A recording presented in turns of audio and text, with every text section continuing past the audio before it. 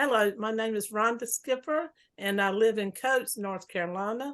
And I have two sons who have Alpha-Mannosidosis, and they are 44 and 40 years old.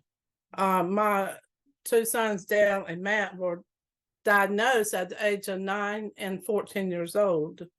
And they had to do a series of genetic tests, and that's what it come back. Only issues they had at the time were the hearing and speech and the learning disability. So, but I always felt like there was something else missing, And then when they were diagnosed, I was just so happy. And especially to find out there were some other people in the world that did have that rare disease. When they were diagnosed, it was in 1993.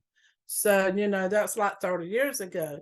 But now what I understand is they have tests when a child is born that they can do to see if he has this or not. It's a day-to-day thing you have to do. And, if they live past the age of 18, when other people are feeling the empty nest syndrome, I never had to experience that, which is a good thing. And in a way, it's a bad thing. But I'm just saying, he's been with me all along, Matthew and Dale with my husband. So they're always looking out for their needs first, of course, because they have to have someone to take care of them and to look out for their needs. Well, my oldest one, because he had such severe disabilities, he was, in the last 10 years, we had to place him in a 24/7 medical facility for special needs. So we see him at least once a week, sometimes two, if we're able to. He's 65 miles away.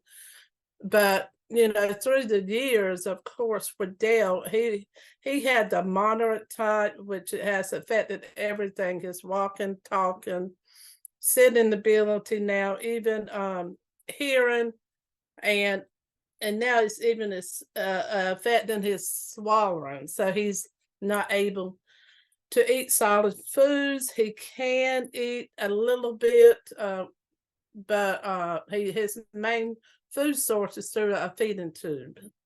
And of course, through the years it will affect their speech and hearing, whereas he was able to speak and talk and all that, but now he's not able to. He'll say sentences sometimes, but we go visit with him and bring him things and try to make his life just as good as it can be. He has really good caregivers there. I really would not know what to do without them there, because he really does need 24/7 help. But my youngest son, he had the mild case, and his speech and hearing has been affected. He wears hearing aids. He does have some learning disabilities. He has an upright walker, which now he's having problems with walking, which he has over the years, but in the last 3 years or so, he's had to resort to a walker. And he does have a wheelchair, because sometimes it's better for him to use a wheelchair than use a walker. But right now he's able to dress and take care of himself and feed himself. He has no problems feeding himself or things like that, but he does have to have supervision. There's a lot of hope, and not to give up, and just take one day at a time. And it will be stressful, but I would say find support, because you definitely need support.